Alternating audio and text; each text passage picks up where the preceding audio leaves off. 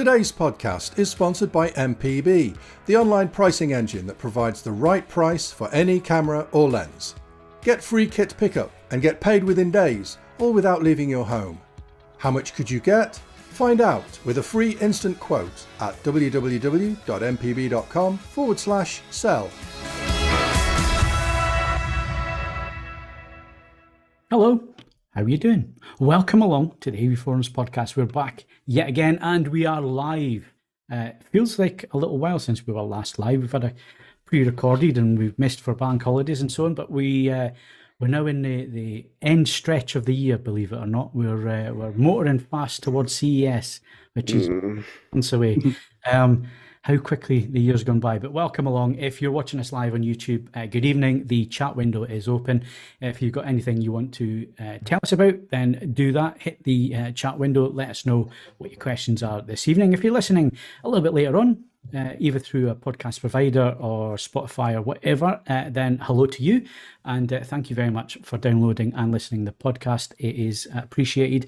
Do give us your feedback as well. So if you've got questions or anything like that, head to AV Forums, head to the podcast forums, down the bottom of the forum list. Go in there, find this podcast. You'll find it by date and leave your comments and feedback and so on in there.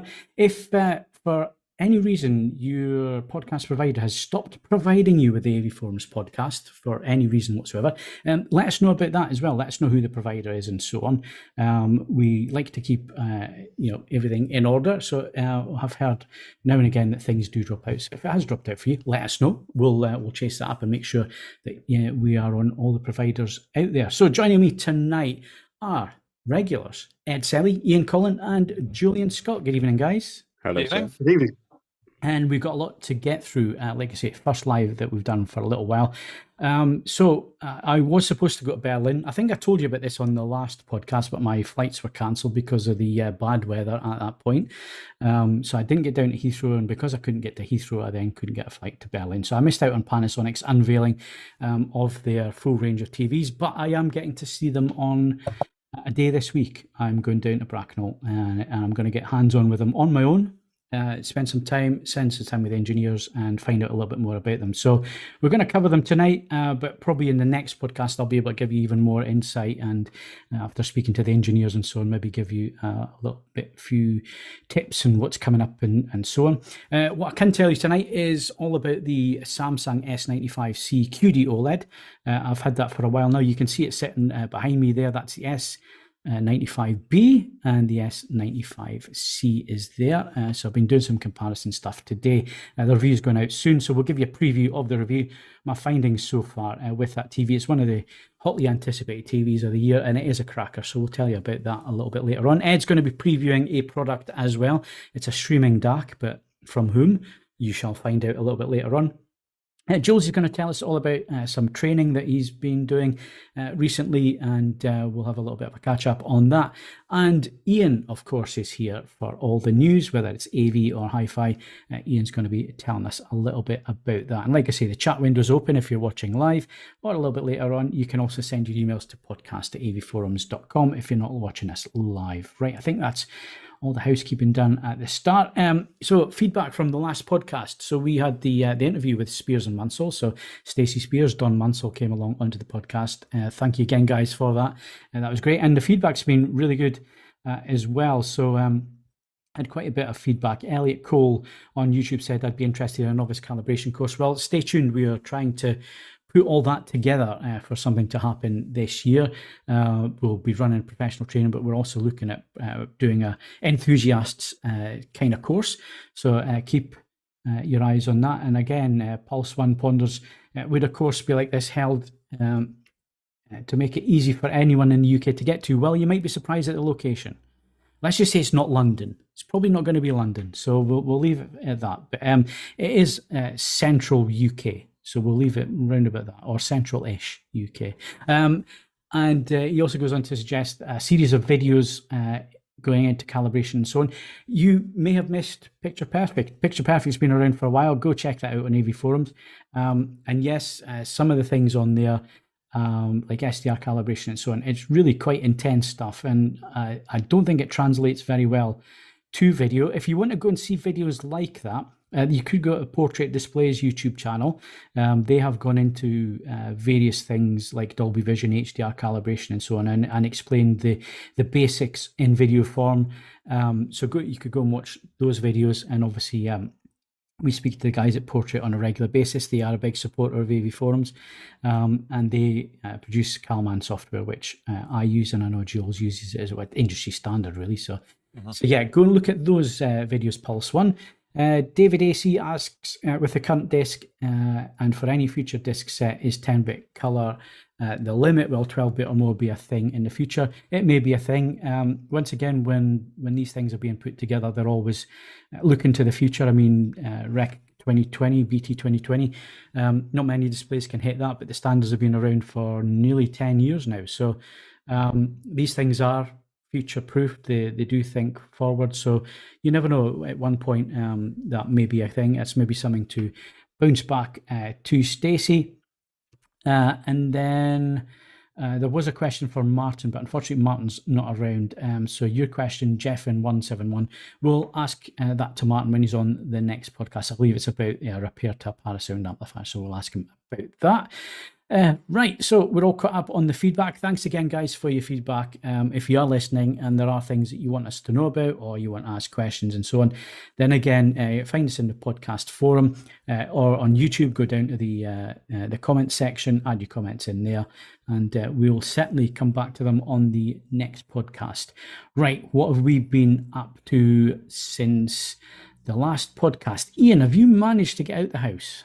I have got out a few times, yeah. Obviously, the sun came out for a little bit, so I decided to make the most of it. But the downside is when you spend as much time indoors playing video games as I do, you tend to have to budget your time outside, or I just come back looking like a Walking Dead extra. It's not a good look. But yeah, obviously, I live quite close to the beach, so I've been down there a few times. But then, yeah, been doubling up with a reasonable amount of video gaming as well to kind of keep the town levels to a minimum rather than being cooked alive. So yeah, I've actually been outdoors, which is a rare treat indeed. Yeah. So you go lobster red then, do you? Kind of like that. It's more like walked into the first layer of the sun and just instantly. Yeah, it's not a healthy look. Yeah. You see, I go from light blue to blue. I don't get any color whatsoever. You're an avatar. Jules, yeah, Jules, what have you been up to? Well, obviously a week in Amsterdam, which we'll talk about later, which was very nice. Just work, really. I mean, hardly any time to do anything else, but had the pleasure of doing a G3 calibration for an AV Forums podcast watcher called Matt on Friday, which was really good. Fantastic tally. Fantastic. Size? That was a 65. 65, yeah. 65, yeah. But it was amazing. Brilliant. Yeah, it is a fantastic TV. Otherwise, like Ian just said, trying to avoid the sun, so it helps having a nice air-conditioned cinema to be able to retreat to. All right, stop showing off. Yeah. You need to get yours sorted, Phil. Well, it's the reason why I haven't got the TVs turned on at the minute, because I would have been cooking in front of those two. Yeah, absolutely. Yeah. This place is not going to be around forever, so I won't be going to that expense just yet. I'll open the door, or I'll open the window. Ed, what have you been up to? Well, I went to see Peter Gabriel, who I wanted to see for some time. And I have to say, if I'm that active at 73, I'll be very, very happy. No, it was excellent. It was slow starting. And obviously, when you've got a back catalogue like that, I mean, from his the four albums he released first, there were 2 songs in total. And, that's marginally disappointing. But equally, I feel that I have a better handle on the material that's going to form this new album. Some of it I see in a much more positive light than was the case previously.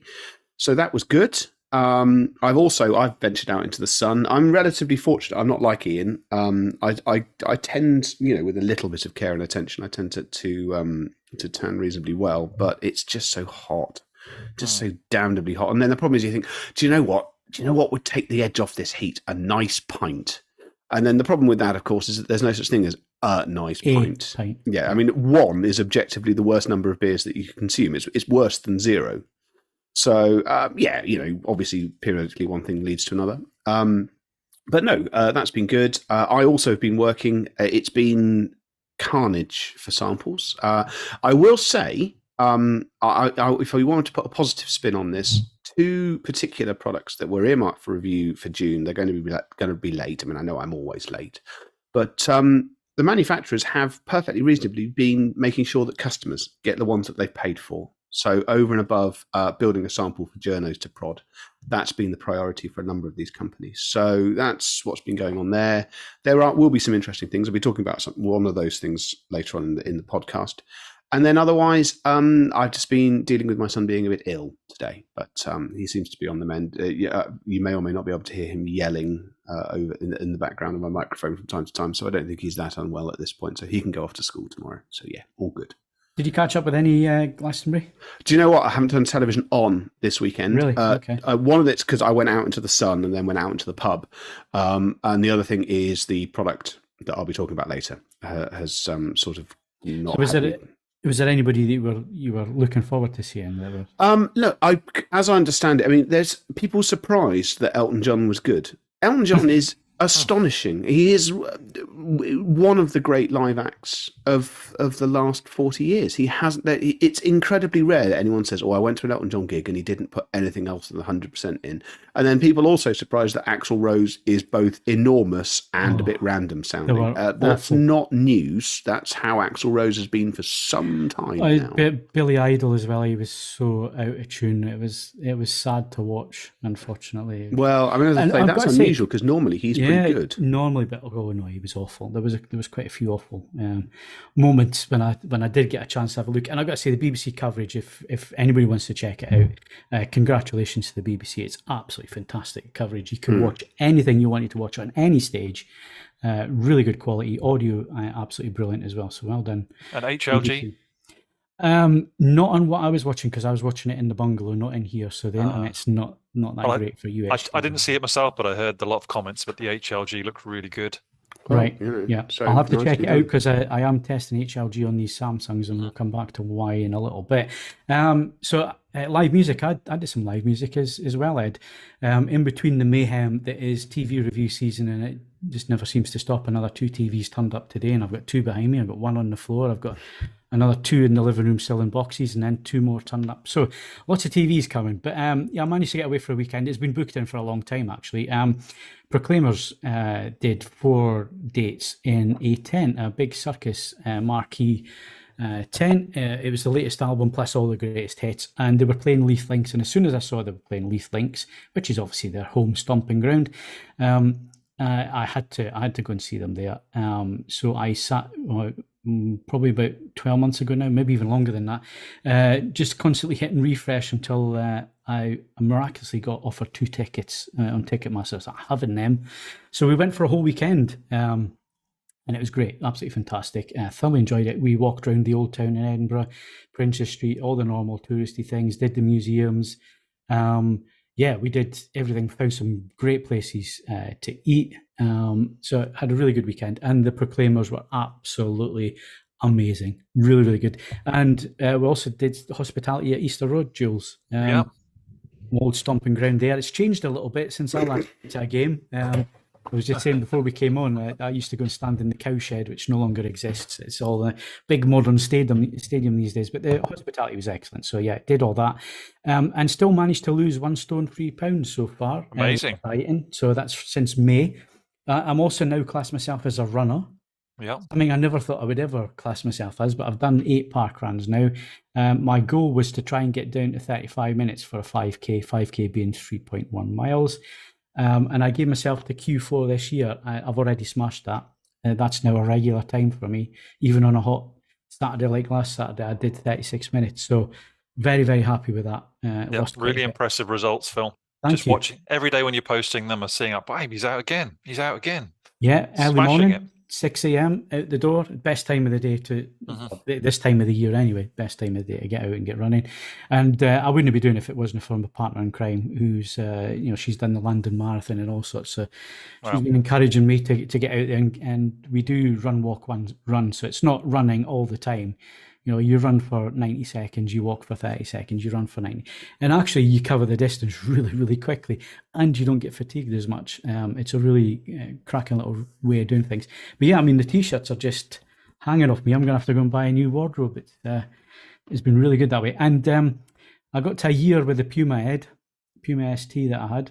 Yeah, well, I mean, I knew that it was inevitable what has happened. I went back to a Mustang. So it was a year in with a Puma. I was sick and tired of it. Michelle didn't want to drive it. We just didn't like it. We just didn't bond with the car. And then all of a sudden, this car popped up for sale, and I just thought, you know what? It's an older model, so it's nothing super expensive or anything like that. It's an older model. It's a Shelby. It's a genuine Shelby. It was built in Vegas. So it starts as a Mustang GT. It gets shipped to Vegas. Shelby then put all the bits and pieces on, retune the engine, and so on. So it's a 2007. It's done 70,000 miles. It doesn't have any of the luxuries on it. It doesn't try and drive. It doesn't have automatic braking or anything. It's got air conditioning because it's an American car. Well, because it's sold in Las Vegas, and if you didn't, no one would buy it. And it's got cruise control, and it's left-hand drive. So, and it weighs a ton, and it's pretty quick if you dab the accelerator. So it's been fun learning how to drive left-hand drive in a right-hand drive country and change gear because it's a 5-speed short shifting gear as well, and you've got to get it right or it doesn't quite go into gear, and so you've got to learn how to. You know how old cars are, old muscle cars are. It's a beast, but it's thoroughly enjoyable. It's not a sophisticated device, but it looks charming and definitely a sledgehammer. and that's half the thing. Modern cars are intrinsically dull. So yep, absolutely. And the other thing is, I'm buying this with a clear conscience because the carbon has been expended. It's been built. It was built 16 years ago. The only thing it's burning now is fuel. It's not the only car in the household, is it? So no, but it doesn't get used. So it's going to get used for car shows and occasional weekend jaunts, and so it's not going to damage the environment either. So I've gone from a clean car and to what I think. I didn't want to sit in queues either. Have you seen the queues at these chargers these days? I couldn't believe that last time I was in the filling station. They were queuing around the block to get on the chargers. But anyway, gone and bought another Mustang. So there you go. We're all caught up on that. Current competitions. So what can you lucky people win this evening? Who did I pick for this? Was it you, Ed? It was me, yes. Yeah. Tell us all right. Current competitions that are open to all. You can win £500 to spend with MPB, the buying, selling and trading platform for used photo and video kit, and sponsors of this podcast. That ends Thursday the 29th. That's this Thursday coming at 23:59. So get entering. But if you're listening to this on a Friday, don't get entering. That's what you need to do there. There's the Spears & Munsell 2023 Ultra HD benchmark disc plus an LX1 bias lighting strip, both courtesy of Scenic Lab. 3 bundles to win and open worldwide. So if you're listening to this in Ulaanbaatar, go for it. I mean, that's up to you. You can win Skeletric models of Knight Rider's kit plus the Back to the Future 3's DeLorean for a particularly intriguing slot car race. And you can win a Humax A1 4K Ultra HD streaming box and 3 times Humax Wi-Fi smart plugs bundle. So we've got some decent stuff there. And there's some exclusive offers for patrons, including ending Tuesday, 27th of June, so tomorrow, which is phrased in such a way that suggests it's ending sometime on sort of a star date. But Ant-Man and the Wasp Quantumania for 4K UHD Blu-ray. You can win Cocaine Bear. Again, that's ending on Thursday, 4K UHD Blu-ray. I bought that as a 4K download. I'm afraid that is now my test film for the foreseeable future because it's... I enjoy it. There's the Changeling on 4K UHD Blu-ray, Shazam! Fury of the Gods on 1080p Blu-ray, and then additionally a Transformers 6-movie 4K UHD Steelbook collection. I mean, don't threaten me with a good time. 65 on Blu-ray. I don't know what that is. And David Lynch's Inland Empire on Blu-ray. So head on over to avforums.com/competitions to enter, and all of those competitions are eligible to AV Forums members or patrons resident in the UK, apart from the Spears & Munsell competition, where you can be anywhere you like. Yep. You can, thanks to Spears & Munsell for that as well. It's a cracking prize. 65, I think it's is it Adam Driver, goes off on a space mission, lands back on Earth 65 million years ago. That one. Yeah, I haven't seen it. I mean, I haven't seen it either, but yeah. Right, so that is competitions. Patrons, so we've got some new patrons. Jules, tell us who they are. Yes, we have Mr. Sabvaton. I hope I said that correctly. Christopher Powell, Adrian Price, and John Macklin. So all of you, thank you very much. Yeah, thank you. Your support really, really does help us improve this podcast. One day we might do a good one. So yeah, keep supporting us. It is appreciated. Thank you very much. And let's get on with the show.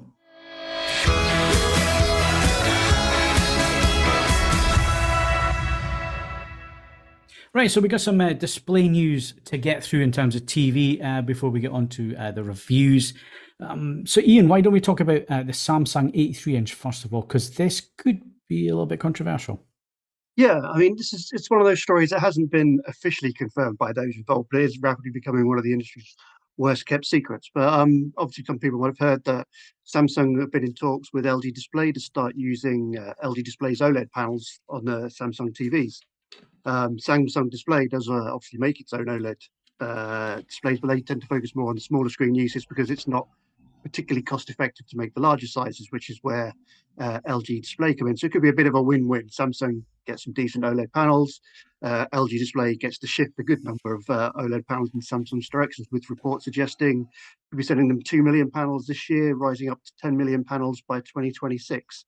But as for the 83-inch TV that you talk about, it's been registered in Korea, an 83-inch S90C.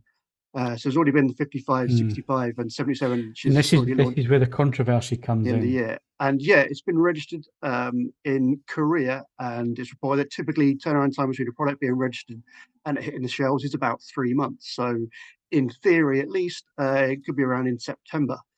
But of course, nothing's been confirmed. Well, not that I've heard recently anyway, because presumably negotiations are still ongoing between Samsung and LG Display to iron out the finer details. But all the pieces do seem to fit, so they could be an S90C 83-inch model in a few months' time. Yeah. The problem is, and the controversy is, that the S90C is a QD-OLED in the smaller sizes, so 55, 65, and I believe is there a 77 in the 90, or is the 77 just the 95? I'll have to double check that. But they are QD-OLEDs. Obviously, if they're going to have an 83-inch S90C and it's going to use an LG display panel, then it's a WRGB OLED. And Jules, they look very different. Yeah, I mean, this is very, very intriguing. Conspiracy theorists will have fun with this one. That's a turn up for the books, isn't it? Who would ever have thought this? Apparently, Samsung were telling us that LG panels were prone to screen burn. I mean, for years and years they were saying that, and it's here they are with an LG panel in one of their products. So it's amazing.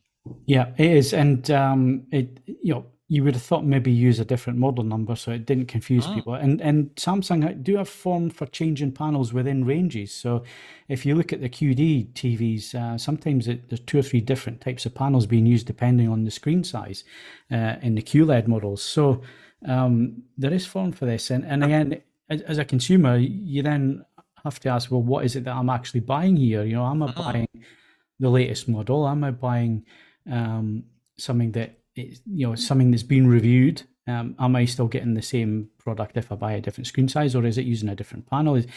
Some ranges in the past, like Hisense, they've done things where you've had an IPS panel up to 50 inches, and then above 50 inches, you've had a VA panel in the same model number of TV. So that can get very confusing. If Samsung are going down this road, you can see why some people are making quite a song and dance about it. So be interesting to see if that is the case. Samsung stopped making their own QLED panels and LCD panels a while ago. They buy in, like a lot of companies, from elsewhere now. And with OLED, Samsung Display produce QD-OLED, but again, they'll need partners to get that up and running. In terms of glass size, they are restricted with what they can do at the minute. Obviously, LG are further down the line, so 77 and 83-inch, they can be cut from one piece of glass, and then you get the smaller screen sizes from the remainder of the glass, so there's less wastage. So 77-inch, you get your 42 and your 48-inch off the offcut when it comes to the mother glass.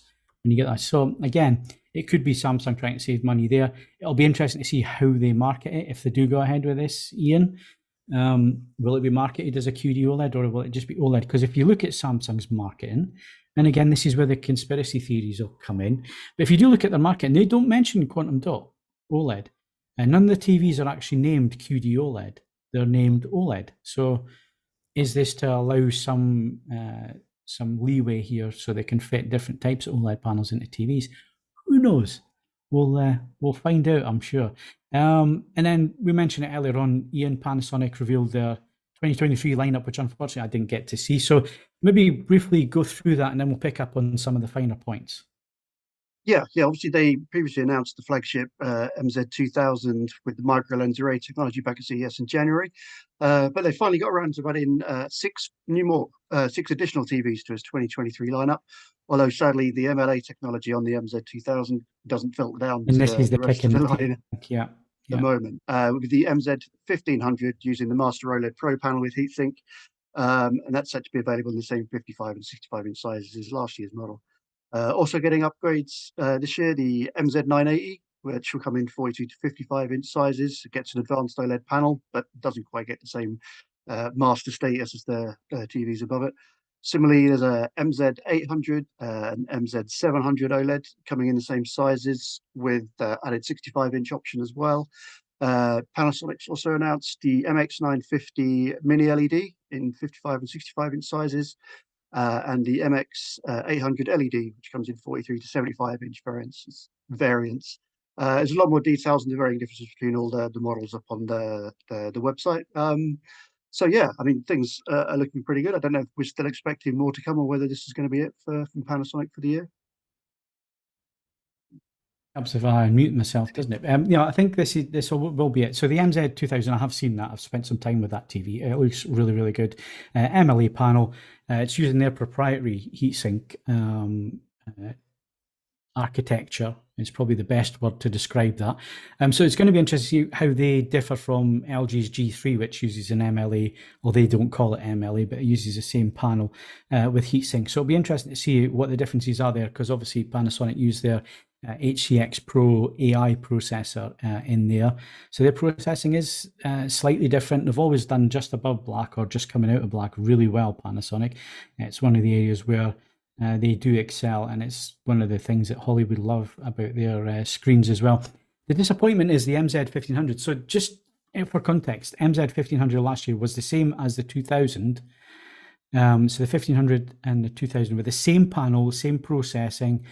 The only difference was cosmetics. So the 2000 had the Dolby Atmos speakers, so front firing, soundbar, upward firing, height channels, and then side firing surround speakers on the TV chassis. The 1500 didn't have any of that. It had two downward firing 40-watt speakers, and that was it. It was designed for people who had a theatre room and just wanted the screen, but wanted the best panel. Unfortunately, it seems like that just didn't sell. So although AV Forums members and enthusiasts were calling out for, we don't want to buy a 2000 because it's got things that we don't need and don't want, it looks like Jules at the 1500 just didn't sell, and this is why it looks like Panasonic's gone back on what they're doing there, and 2000 will be the flagship with the MLA panel. 1500 doesn't get MLA panel, still gets a heat sink, and like Ian said, 55, 65 inch screen sizes, but the brightness is going to be a bit of an issue there. And again, if you want the flagship model, you're going to have to buy speakers that you probably don't need. Yeah. That's a bit of a bind, that one, isn't it? You fork out for the extra that you don't need. It doesn't seem that much of a value proposition. Does that force you somewhere else, like into the G3?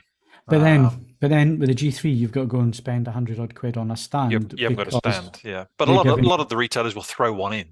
I'm sure they will. Yeah. But yeah, each has the plus and minus points. I'm a little bit surprised that Panasonic went this route because, and again, it obviously points to sales. They think they're going to get more sales by putting a soundbar or certainly forward-firing speakers on the 1500 and selling it as a slightly lower model in the range. Maybe the marketing wasn't great last year. Maybe there was some confusion as to why the 1500 cost so much but didn't have the speakers on it and so on. Maybe it just wasn't a good sales proposition. So I know a few AV Forums members will be disappointed with that route. But anyway, the 1500 should be a cracking TV. It's still got an OLED EX panel, still using the heatsink.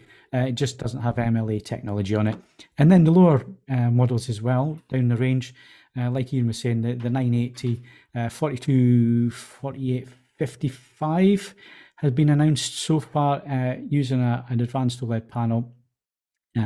So again, that looks like being quite a good TV at that point. And then you've got the 700, which is just below that, 42 to 55 inches again, as well as a 65 in that range. I think it's just the 980 we're waiting on confirmation on the larger sizes for that. The other thing is the 77 is only available on the 2000, is my understanding. Ian, is that correct? So the 2000 gets a 77, 65, 55. The 1500 only gets the 55, 65. The 980, 48, 42, 48, 55. We're waiting on 65 confirmation. 742 to 65. And then I believe there's one other that's a little bit lower than that again. I don't know if that was announced or not. Maybe I've just said something I shouldn't have said. Then obviously you've got the LED solutions as well. So I'm going to get hands-on with these this week. I'm going down to Bracknell. They've promised me the TVs to look at. I'm going to shoot a video while I'm there. I should have access to the engineers as well while I'm there. So if you've got questions, get them in quick, sharpish. Obviously, I know what I'm going to ask, but you guys might think of something that I haven't thought of. So if there's anything you want to find out, I am getting time with them this week. I don't think I'm going to be able to take any measurements and so on. It's going to be a flying visit, but I will make a video, and we'll be able to go through it all in the next podcast about that one. So yeah, that's the news. Looks like a good, strong lineup again. And Panasonic's Jules have always carried a lot of goodwill. Enthusiasts love their TVs, and yeah, I mean, you know, we all remember their plasmas when they really took over the mantle from Pioneer back in the day. They've always produced fantastic televisions, beautiful build quality, very accurate calibration. They have that reputation that's been borne out year after year, producing great TVs. For some strange reason, I didn't see too many of those for calibration last year, and I wonder whether it's because they came out too late in the year. That is another problem for them. They are. And as with Philips, they tend to be that little bit later in the year, don't they? So maybe that does have some bearing on that. But yeah, they're cracking TVs. And like Sony, Panasonic have a professional division where they've always made professional monitors and so on as well, and a lot of professional stuff, professional kit gets used in the industry, so they have that to fall back on, and their TVs always, accuracy is always a thing with them. I mean, one question I'd want to ask, Phil, is that, you know, as LG have implemented 3D calibration into their panels, and now I hear TCL are doing the same thing. You know, would they in the future be doing that on their own panels as well? Because I know that grading studios using them as client monitors would love it. Yeah. Well, I mean, Panasonic were the first to go with, you know, the professional modes, as in it being used in a studio, though you could go in and set it to hard clip and change where you wanted to set to hard clip if you're working in a professional environment. So they were the first to offer that. So I'm sure if it's possible, you know, to do it on the TV, I'm sure they will. But yeah, I shall ask that question of them. But the 1500, it just going back to that just screams the standard thing. People, you have an enthusiast quotient saying, "Oh, we want this minimalist thing." And then don't go and buy it. But then, I mean, there's another example of this, because it was in the news that it's highly unlikely that a manual Golf GTI is going to survive past the end of this year. And people have been up in arms about this. Yeah, but Volkswagen has revealed that they've sold less than 1,000 manuals across Europe this year. Yeah. And what it boils down to, and I don't mean to be rude here, the people who are asking for this, they want it in 6 years' time used. What they don't want to do is buy it new. And there's a cause versus effect here thing where they won't be around after that point. So yeah. One of my videos frozen, actually. I might have to come back. You've got to say thank you to Panasonic for trying that, because they did listen. They listened to what people were saying, and they thought, well, we'll try this TV.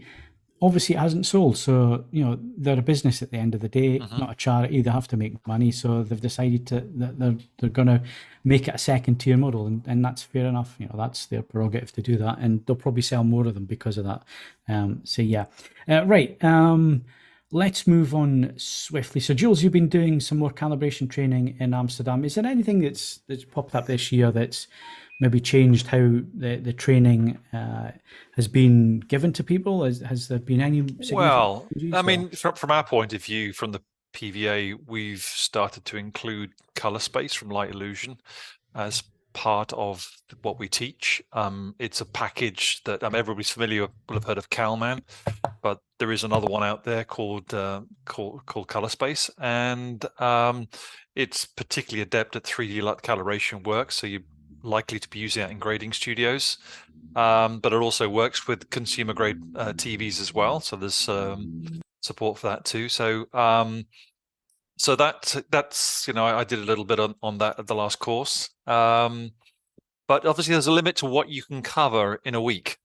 Yeah. If you've got people coming from, well, most people come from an AV background. So at this course, we had 8 people, 8 students. We had 2 colorists from Red Bull in Austria, which was very interesting to hear about the kind of work that they're doing with Red Bull.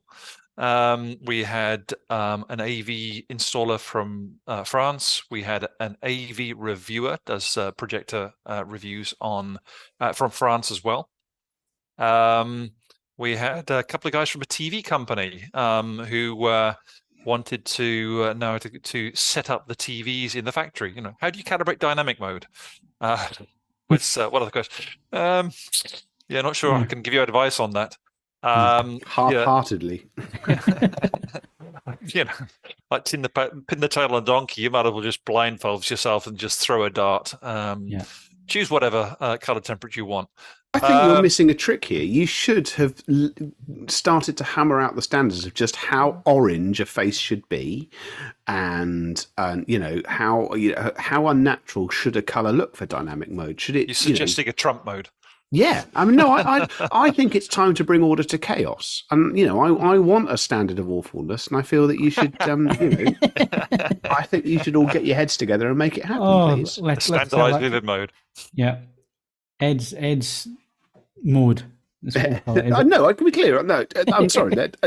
I don't use it, but if you are gonna have one of these modes on the television, it should be bloody awful. Awful, heroically bad. Mode. That's called sports mode, isn't it? Yeah, normally. Right, excellent. So training-wise, we are looking at doing something. So stay tuned with that as well, because if you guys are interested out there, we are going to try and put something together. Even if it's just a day showing you around, because I know that lots of people are interested in it. It is one of these subjects that can seem very, very daunting to start with. And it's about getting people on the right track. So yeah, we'll circle back around on that one. So before we finish with TVs, as I said, I've got the Samsung S95C 55-inch QD-OLED. Big thank you to Peter Tyson, who are a northern AV retailer. They have a store in Carlisle, one in Newcastle, another one in Cumbria. They also have a huge website where they sell all sorts. So they are helping us out this year, and it really is appreciated, because we like to dip into the market now and again and pick up retail sets, just so we know that when the manufacturer is sending us a set, it is equivalent to what you can go out and buy in a store. And so far, we haven't found any reasons to doubt the stuff that's getting sent through for review is any different from what's been in the stores, because I had a 55-inch G3 from the retailer Peter Tyson, and I had one from LG at 65 inches. Then there was no major issues other than what you would expect to see in terms of component drift, which is like 5% differences. I'm not concerned about that. These are mass-produced products at the end of the day, and out of the box, they were both very, very accurate. So yes, thank you very much to Peter Tyson, because they are helping us out a lot this year, especially with the flagship TVs. So the one behind me came from Peter Tyson. I've had it for a few weeks now. We want to make sure that what we're telling you in the reviews is the best possible information. We're not necessarily here to tell you which TV is best. We're going to tell you what each TV does, and this is how we've always done our reviews, how well they do certain things, how they could improve in certain other areas, and so on. So getting them together, getting them calibrated is one thing, but out of the box is just as important, I think, these days, Jules, than just talking about calibration. And these TVs do get pretty accurate out of the box now. Now, when we say pretty accurate, yes, that is if you're solely looking at the TV and measuring the TV. It doesn't take in the surroundings. It doesn't take in the video chain. It doesn't take in anything that you connect up to the TV. So you've got to bear that in mind when we're talking about out-of-the-box settings. It gets you in the ballpark. But there could be something in your system, there could be something in your room which might impact on that performance. So yeah, I've been spending a lot of time doing a lot of comparison testing. So I've got the 95C against last year's 95B. They are completely different TVs in terms of the chassis. So the 95C is a beautifully built TV, whereas the B is very, very flimsy. It is just a really, really thin panel. Some of them turned out bent when they were delivered because of the way they've been packaged, because they're so thin and so on. Luckily, the one that we've got here, and it will be for sale soon if you're interested, it's a 65-incher, is very, very good out of the box. But some of them did have a few issues with panels being warped and bent and so on because they were so thin. This year, the 65C, it's a little bit thicker in terms of the panel. It has a one connect box. So the B, you had to connect everything onto the back of the TV. The C model, the 95C, has a one connect box. It's nice, 1 inch tall, made of plastic, but you connect all your sources to that, and then it's one cable from the box to the TV. And the beauty of that is that you have a perfectly slim back to the TV. It's like an LG G3 in the respect that, you know, it's flat at the back as well as at the front, whereas traditional OLED TVs are nice and thin until you get down to the bottom third, where you have this section that sticks out because it's got the connections and the speakers and everything else that needs to be built in. Whereas, you know, because you've got the one connect box, the 95C looks really, really nice. It also comes with a very nice stand if you want to put it on a table, which the LG doesn't come with. It comes with this really expensive wall mount, and if you're not wall mounting, you've bought a TV with a very expensive mount, not a stand. So Samsung, in my opinion, get that right. So yeah, it's a gorgeous TV to look at. It's solidly built. It is a premium price TV, but you know, it's it feels quality. And one thing that they do better than LG as well is the remote control feels expensive, even though it's still plastic. And you get the plastic one with all the buttons on, which I always use because it's got a direct settings button. But the little slim remote that it comes with, it just looks nice. It looks like it should fit on a product at that price point. And we're talking about £2,700 retail. I think you'll pick them up for about 2,500 at the minute for the 55-inch. Other things it does really well, for full bandwidth, 48 gigabits per second, HDMI 2.1 ports, so the same as LG in that respect. It will do 4K 144 hertz from a gaming PC. If you're feeding it a console, it'll do 4K 120. It'll do 4K 120, but it won't do Dolby Vision because Samsung don't do Dolby Vision, which still don't understand why they do that. FreeSync Premium Pro's on there as well, ALLM, EARC, and it's got HDIG support as well for gaming. So if you're a gamer, that's the things that you want to be ticking the boxes for when it comes to that kind of thing. Tizen Smart TV. Again, it's one of these that I just don't get on with. I don't know why. I think it's just the layout of it just doesn't really fit with how I want a smart TV system to work. I mean, even just finding a source, if you got the small remote control, it's 2 button presses to change source. No, I just want to press one button and get HDMI 1 or whatever. So there are a few niggles with that kind of thing on there. Picture processing, again, very good, but not quite as good as LG and Sony this year. There was just a few little niggles. There's a little bit of backdoor processing still being applied, a little bit of noise reduction still being applied there. One of the things I do like though, and it's one of the things that obviously we've fed back and they've taken note this year, is that when it comes to HDR tone mapping, you can switch off dynamic tone mapping, which was one thing you could never defeat on the Samsung TVs. You can this year. You have 2 choices. You have active or static. If you go to static, it will track ST2084, which is the standard for HDR10. It will track it perfectly until the clipping point of the TV, where it'll then hard clip. Ideal, that's what you want. You don't want active dynamic tone mapping if you want to watch content as it was mastered and intended for you to be seen. So Samsung are doing that right. So kudos to them. They have listened to the feedback in that respect. What else do I need to cover really? Out of the box accuracy. As you would expect, it's got filmmaker mode. It was fairly accurate out of the box. So you're looking at delta E errors of 2.7 on average, which is ideal for an out of the box. And this is a retail set. This is not a manufacturer provided set. So this is, you know, relevant to what you would see. And then obviously measuring things like peak brightness and so on. It comes in Let me just bring my notes up so I get this right, and I'm telling you exactly what it is. It comes in at 1340 nits on the 55-inch. This is in filmmaker mode, so accurate mode. The really impressive number is nearly 300 nit full screen on 100%. So that's the important one, people. The full screen brightness is the one that you want, because then it's not adjusting the average picture level to try and fit everything in. If you've got bright specular highlights and so on, you're getting 1340 nits measured in the most accurate mode. So yeah, that's impressive. Obviously, the other thing that's impressive is now it's tracking properly, and 100% XY and 99% UV when it comes to DCI-P3, which is the color space that everybody's working in at the minute within BT 2020. And even 2020 color space wise, it's 75%, which is very, very good. The important thing here is obviously color volume and color brightness. It manages both incredibly well, which is the strength of using an RGB display like QD-OLED, whereas obviously LG have to use the white pixel to boost brightness. Does that matter in the real world when you're actually watching content? Because your content only happens to use a percentage of that color volume.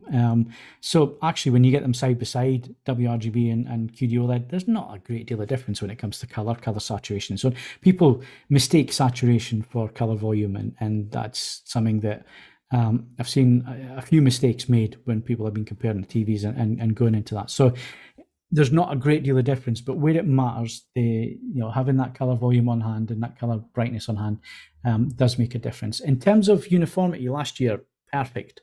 This year, not so much. There was a little bit, 5% black Jules, a little bit of vertical banding seen. Very faint, but it is there. And this is a retail set as well. One thing we can't test, and I know Artings are doing it at the moment, and hats off to Artings, they've got the budget to do this. They go out and buy all the TVs, and now they're doing a long-term testing. They're basically ramping through and adding hours on. It's not something that an average consumer would do. They're basically stress testing TVs at the minute, and the one thing that is coming back is that QD-OLED is susceptible to image retention and some burning, which is not happening with the LG WRGB panels. Now, is there reasons for that? Well, probably because LG have had 10 years now to develop their technology. It is 10 years since OLED first came about. QD-OLED's a new technology. These are stress tests, so they really are pushing the panels. But yeah, QD, because it is a new technology, there's not a lot of long-term feedback or numbers out there. So just bear that in mind, but don't use it as a buying decision. It would be my advice. It's interesting to see. But if you're going to use a TV with different content and not have static images on for any length of time, i.e. don't sit and watch CNN for 24 hours a day, you should be fine. I mean, to be fair, that's decent life advice. Doesn't matter if you own a QD-OLED or not, just don't do that. Yeah. But yeah, it's interesting that Arting's results, because they can afford to do that kind of thing and go out and buy all these TVs and so on, it's interesting to see, and it is stress testing. But the LG OLEDs are not coming back with anything seen on them, whereas QD is. So is there something in that? We don't know. You got to think that if it's RGB and it's pushing the kind of brightness that it is,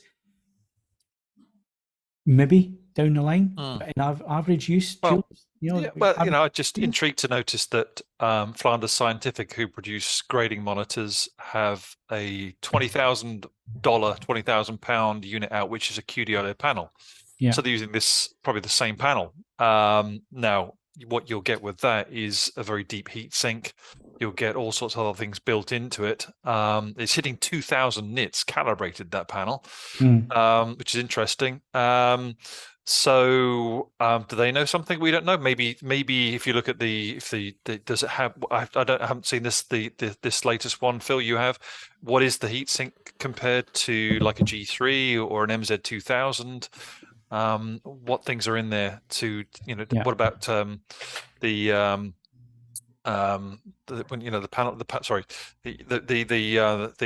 the panel refresh when it sorry, I've forgotten the term.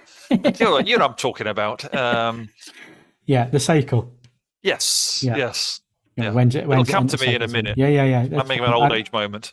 I know.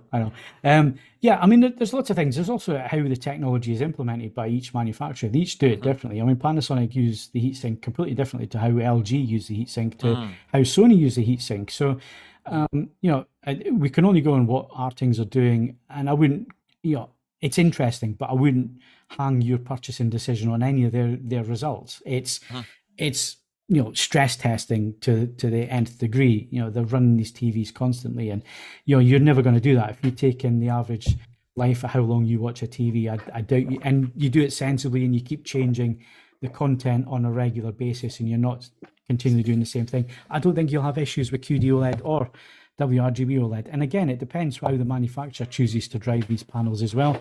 It also depends if it's a second-hand screen, is somebody going in and change the service menu to affect it as well. So there's lots of different things. So, and I seem to remember, Phil, from those stress tests as well, and compensation cycles. I finally remembered. But that even with the panels that Sony were using from LG displays, that there was some evidence there that the Sony panels were a little bit more susceptible, and they put that down to, or suggested it might be down to the fewer compensation cycles that the Sony panels are using. So again, it's down to what manufacturers are doing. So I wouldn't read too much into it, is what I'm saying. It's interesting to note and be aware that if you're going to abuse the TV by watching CNN 24 hours a day, you're going to get burning. You're going to get burning on any OLED doing stuff like that. So yeah, it's interesting. It's interesting, though, but don't hang your purchasing decision on it. Sound quality wise, it's above average. But I was disappointed with the lack of bottom end on it, especially with 6 passive radiators on the back of the TV. You would have thought it would have a little bit more bottom end, but it was a little bit lacking on that. And then comparison testing, well, the main one is against the LG G3. What is it between these two TVs? It's a draw. They've got so many pros and cons that it's going to come down to your use case. If you're looking at picture quality, they more or less do the same thing, the same peak brightness.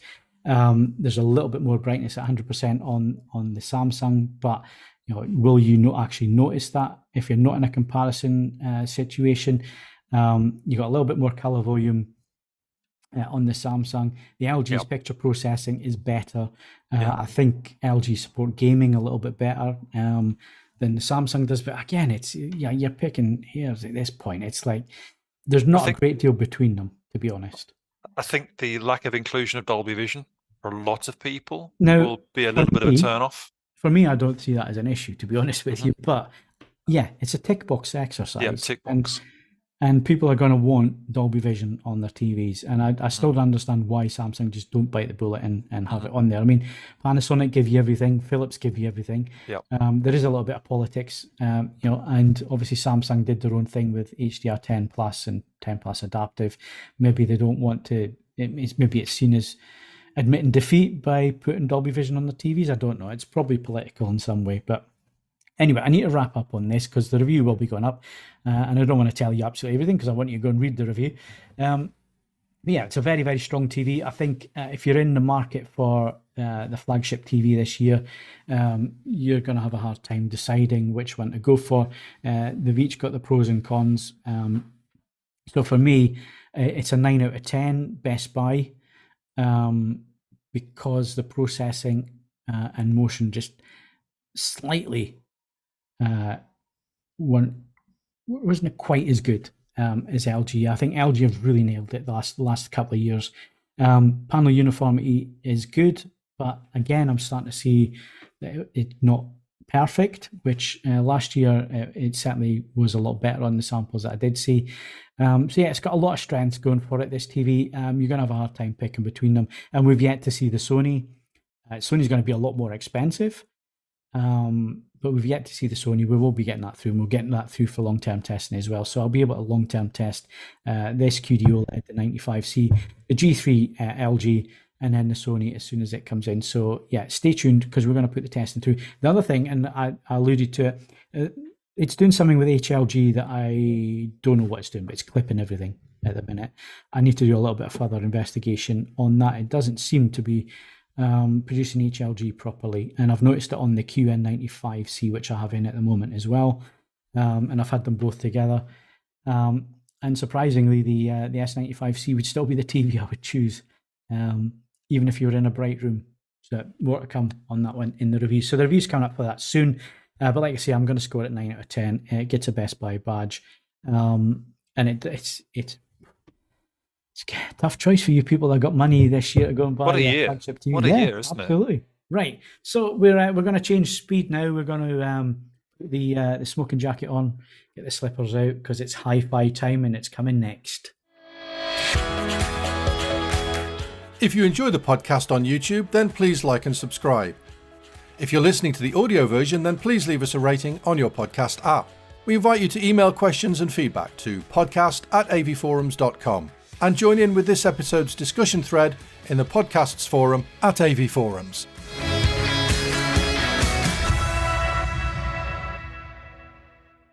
Right. Okay. Yes. Phil gets a break now, and I will take on the hi-fi section, which is reasonably brief. I'm going to talk about a review that hasn't gone up yet in a bit, but we have some news to start with, and I'm heartened that one of the news stories makes the product that I'm going to talk about look like an absolute cash converter special, because Wilson Audio have launched some new speakers, and Ian's got some of the juicy details on those. We do get a bit of stick occasionally for talking about some super high-end gear, as we did when we ran a piece on Wilson Audio's Alexia V speakers last year, which came in at a snip of £80,000 a pair. We did a piece before that on its Panasonic XVX speakers, which are even more ludicrously expensive at £300,000 a pop. So technically, this new and improved Sasha V speakers that they've recently announced, they're technically a budget option at a mere £53,998. The short version of the story is they're an upgrade on the previous Sasha DAW or DAW speakers, combining many of the new technologies that have been found on the more expensive siblings I just mentioned, but into a slightly more compact frame. But they're still, fairly tall, sort of a 120 centimeter, I think, floor standards. Once again, coming with separate upper and lower enclosures. Got Wilson's Blaze drivers and all their various S, V, and X material upgrades. A lot more details up on a story on the website if you want to get the key specs. So, are we all lining up to buy a couple? I guess so. Well, I mean, I will have a look down the back of the sofa. I think I'm going to be a bit short. I will say I've never been sold on how Wilson speakers look. I mean, you really should. It's the same as with certain cars. You need to buy them in the brightest colour that you can stand, and they're available in pretty much any paint shade you can think of. I will say in sonic terms, they are very, very, very impressive speakers. And if you're looking at this and thinking, oh, well, this is just hi-fi nonsense, there is a full set of AV options for Wilson as well. And, obviously one needs fairly deep pockets to do it. But I have heard a Wilson multi-channel system, and it was pretty damn impressive. So, I mean, yes, it's a very exotic end of the market. But, if you actually spend any time around them, even before you listen to them, just the way that they're assembled, the attention to detail, the quality of finish, you can see where thousands and thousands and thousands of pounds have gone. But yes, obviously it is a bit of a niche interest. So on that note, we have got something a little bit more affordable from another American speaker brand, which is Klipsch.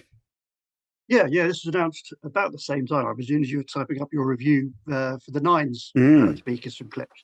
But they've added a couple of rather more affordable speaker options to its reference series with the R40PM and the R50PM, replacing the previous 41 and 51 models. The R50PM is the slightly bigger and more powerful speaker of the two. Also comes in £100 more expensive, but these are priced at £599 per pair for the R50s and £499 for the R40PM. So it makes them rather more affordable than the 7s or the 9s that we've seen before. But I guess then, can you compare them to those more expensive speakers, or are they something a little bit different? Well, no, but obviously the smallest member of the family, or however they want to be pronounced, the 5s, they are the same size as the 41s, and they are several £100s more expensive. I tested the original R41 that's been now replaced by the R40, and it was an enormous amount of product for the money. It's a very, very competitive way of getting a system up and running for not that much money, and it's very clever how Klipsch has gone about doing this, because it just leverages things that they're good at already. I mean, it takes a pair of loudspeakers that they've been building in passive form, they make some detailed modifications, and it delivers a lot of sound for your pound. We will be having a look at one set. I'm happy to take a steer on whether you think I should be looking at the 40s or the 50s, but I've every confidence that this is going to be a lot of product for the money. And if you have no equipment and you would like to start constructing a system which produces a decent sound, the priceless advantage that the Klipsch and some other systems that we've looked at is that they have stereo width. They create a stereo image on account of being a stereo product, rather than being a single box trying desperately to give you that sonic spread. So it's always worth looking at. We will get them in and we'll see how they are. I mean, obviously they're not as hilariously large as the 9s. I mean, the 9s had a certain presence that these don't. And then our final news story is a bit of an odd one, because this is an interesting product from Denon, but at the moment, as I understand, you can't buy it here.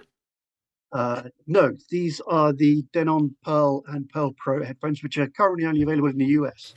But we are reliably informed. We even have prices for the UK, so it will be coming this way later in the year. But we just don't have dates on UK and European markets yet. Basically, two new earbud solutions made in collaboration with Denon's new parent company Massimo, which are using Massimo's adaptive acoustic technology, which is quite a clever piece of tech, which lets you fine-tune the performance to match your own personal unique listening capabilities. It gives a quick audio test and then fine-tunes performance accordingly. Hence the PerL name, which is a portmanteau of personal listening. So it just gives you that little extra kind of personalized edge. Both come with active noise cancellation. PerL Pro also gets the likes of aptX lossless and direct virtuo support.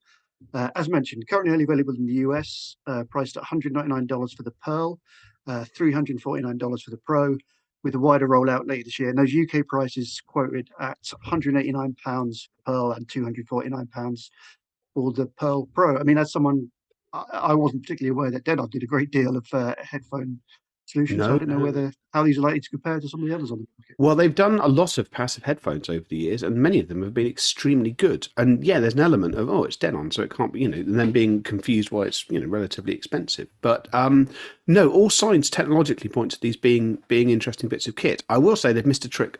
Since that JBL Tour Pro 2, which the review is on the front page of the website at the moment, I always view that in-ears of this nature, they are first and foremost convenience items.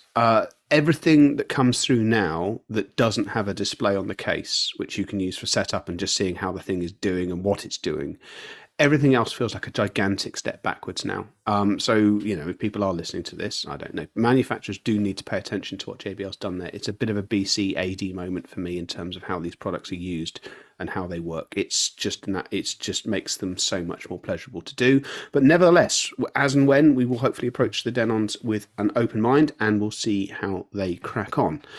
Now, I've briefly talked about sorry, I've got an itchy ear. Briefly talked about the JBL review, the Klipsch, the 9s. There's been a couple of things go through.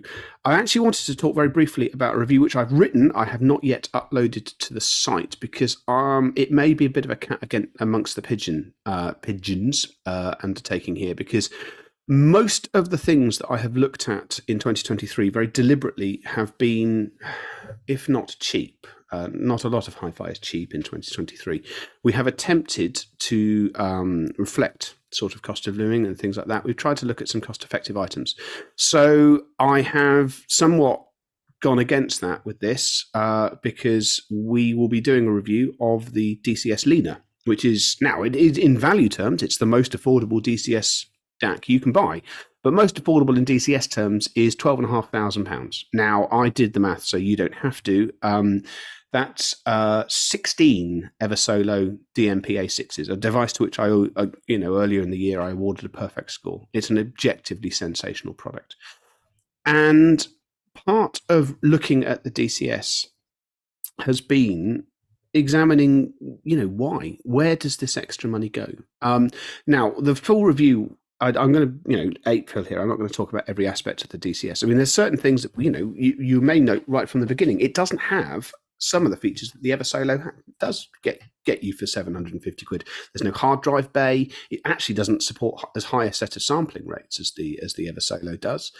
You can't run Amazon Music on it. You can't run Apple Music on it. There's all manner of things it can't do that the vastly more affordable product can. What I think is very important about looking at some of these products from time to time is not to focus solely on why these products cost as much as they do. It actually reflects just how astonishingly good affordable hi-fi is. And because modern affordable hi-fi is astonishingly good, if you want to build something that is meaningfully better, you are essentially putting your head down and charging at the law of diminishing returns. And please be under no illusions. I mean, spoiler, the DCS is meaningfully better sonically than the Eversolo is. But obviously, it's a truly enormous amount of money more. And I think before you rush into the comments thread and tell me that I'm elitist, I mean, I may well be, I probably am, but it's worth pointing out that we look at certain aspects of product. We look at certain things across AV, across display, across hi-fi, where we take in the expensive product because, you know, it's a pointing out that, yeah, it's better than the thing that we looked at that's, you know, somewhere between 1,000, 2,000, or in the case of the Eversolo, less than that. But that is how much more you're paying to make a meaningful improvement. And you then have to decide, if you are in a position to spend this sort of money, whether you want to, or whether you want to go and buy something completely different. And I think it's a different state of affairs to the televisions. I mean, I mean, Phil will correct me if I've got this horribly wrong. I mean, the G3, as it stands, is pretty substantially better than the non-MLA panel equipped LG OLEDs. But the price premium that between the G and the C, isn't it? It's not that substantial, Phil. It's about £1,000, isn't it? 600 quid. 600 quid. Yeah. So, you know, their law of diminishing returns, they've managed to do, by using the economies of scale, they've pushed on and given you a meaningful improvement for £600. Hi-Fi struggles to deliver issues like that, sort of quick wins like that anymore. So what you will be looking at here, and when this review goes live, is how you make a product which is better sounding than the extraordinarily talented affordable streamers that we've been looking at from Eversolo, IFI, people like that, and then just how much more it costs to do it. So, you know, the review will go up in July, and I will do my best to field comments, provided that they're not completely abusive, and you see where we go from there. So, yeah, it's I just thought it was worth talking about because it's something that doesn't necessarily it's not as easy to get across in a lucid form in a text post. So we may or may not end up clipping this part of the YouTube podcast recording and sticking it at the base of the review or something like that. So I just thought it was worth talking about. There are some other interesting products as well. We've got a 50th anniversary product from Riga. I've got a 10th anniversary product from Blue Sound. I've got a product which is a faithful-ish reproduction of a speaker that launched in 1983, except that it's different in every single way. And then an integrated amplifier from a company we have never tested anything other than a turntable from. So yeah, there's some decent stuff coming, but the DCS is the one that I just thought I'd flag quickly to start with. Yeah, no, I'm looking forward to reading that review, Ed. So yeah. But actually, I'm more interested in reading the comments. If I'm honest, yes, you get the popcorn out and you just sit back and watch it. I mean, to be fair, we have reviewed another DCS product in the past, and actually that was surprisingly unconfrontational. So who knows what this is going to go. And so yes, right, give us some recommendations on vinyl playlist and album, please. Yes, no problem at all. Right, I've done some weird albums over 2023. So this album of the week is utterly mainstream. As I understand it, it's been getting major airplay across most commercial radio stations, and you can listen to it anywhere. And if those of you who listen to more radio than me might be heartily sick of it already, but it came out last Friday. It's Tom Grennan's What Ifs and Maybes, and do you know what? It's just a damn good listen. It is utterly commercial, but it's written with a decent ear, catchy songs. It's reasonably well recorded. It's on all of the major streaming services, and I have been listening to it a lot because it is, in this weather, it's a genuinely enjoyable album to listen to. Not everything I recommend has to be Peruvian nose flute music, and I think this is a demonstration of that. I've really, really enjoyed it. It's a really entertaining album to listen to. So that is, as I say, you can buy it on vinyl if the fancy takes you. Please feel free to if you want to. But it's on the streaming services. It's not in high res, but it doesn't need to be. It's been nicely done. So that's all good. Vinyl is a bit more elitist this time round, partly because actually it's not been a marquee week for new material. One of my favourite bands, and they crop up in reviews from time to time, was an American sort of funk rock band called Little Feat, who were active in the 1970s. And they had an album run of about 4 albums in the mid-1970s, if you just need to sit down and listen to them with an open mind. And it started with an album called Dixie Chicken. Now, on Friday, a fully rehashed deluxe version of Dixie Chicken was released. It's on digital on the streaming services in very, very high quality. But if you are feeling that you want to do this properly, the vinyl box set, it's a mere 3 LPs worth of stuff with some extra items, some demos, alternate versions, and lives. There's no getting around this. It's over 60 quid. But I'm tempted because I don't actually own it on vinyl, and it's a fabulous, fabulous listen. It's not my favourite Little Feat album. I'm fervently hoping that Feats Don't Fail Me Now, which is my favourite Little Feat album, gets this treatment at some point. But this is from the golden age of mastering, especially analog mastering. And that's something that's to be celebrated. If you do sit down and listen to this on a decent turntable, I have every confidence that it's going to sound really quite special. So that's available from various retailers. It's not cheap. It's dad rock, but it's good. So give it a listen on streaming services. See what you think. And finishing up playlist, Spotify. My girlfriend and I were listening to this yesterday. It's called Happy Hour. And like all great playlists that are called Happy Hour, it's 6 hours long. But it's a selection of lots and lots of Motown, other sort of 60s and 70s deep cuts. Some things as recent as the 80s and early 90s make it on there. But yesterday, in the sun, it worked exceptionally well. And I know that the edge has gone off the weather this week, but I'm sure it will get hot again. And I thought it's one of those instances. It's a Spotify compiled playlist. It's not been done by a user, as best as I can tell.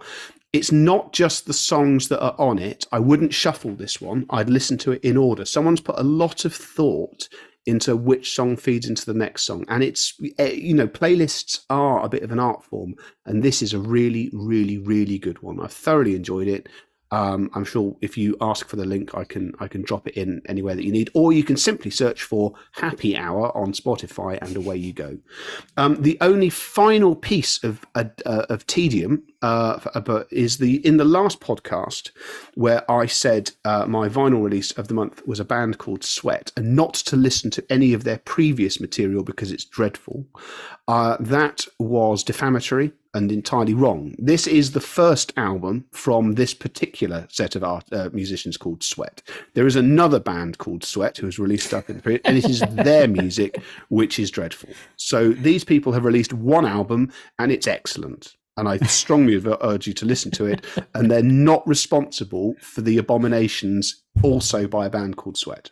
So I wanted to set the record straight on that. I'm glad you set the record straight. Oh, I see what you did there. Yeah. So that's where we are for items of interest in hi-fi. Excellent. Good stuff. Right. Just to wrap up tonight. So we had a few questions come in. Paul Munger was asking a few questions, specifically about Samsung TV and 98-inch TV. I haven't looked at that TV. I can't give you any advice, but stay tuned because I am speaking to a number of manufacturers about getting to see the larger models. Once I've reviewed the smaller screen sizes, I'm happy then to go to them to see the stuff that they can't send out. So that 98-inch may be getting a review, or at least me getting hands on with it at some point, but I haven't seen it so far. I can't comment on it at the minute, and I would hate to give you any bad advice there, especially when you're spending that type of money. Jacob Bod basically says that he's bought a 77-inch G3 today. Congratulations, you're in for a treat. The G3 is a fantastic TV. I'm sure you're really going to enjoy that one. High Def News did make or raise the comment that image retention is also happening on some of the Sony sets, which Jules did mention as we were discussing that. And it could be manufacturer induced, not just technology induced. And I totally agree with that. And hopefully we try to get that across. And certainly don't be hanging any purchasing decisions on tests like Artings. It's interesting, but it's only like one part of the whole story. It's extremely, it's the equivalent of deciding not to purchase a car because actually on 2 hot laps of the Nürburgring, it started to suffer from brake fade. Yeah, exactly. Yeah. It's if you're using a TV properly, it's nothing to worry about at all. And M said, thanks for the shout out, Julian, but it was a 77-inch. He's gone to football training, but we'll let him know. We'll let him know he got it wrong. That he got that wrong. Right, so the next podcast is the Movies Podcast. It's coming up on Monday, the 3rd of July. The guys kick off live at 8:30 on a Monday night for the Movies Podcast. So if you want to join them live, it's 8:30 on the 3rd of July. Join the guys for that. We're back with the main AV Forums podcast in 2 weeks' time on the 10th of July, and we start at the normal time of 7 p.m. Also, thanks tonight. Jules is going football training, but also thanks to Ed and Ian. Thank you very much, guys. No worries. And of course, if you enjoyed the podcast, then of course you can leave it a like.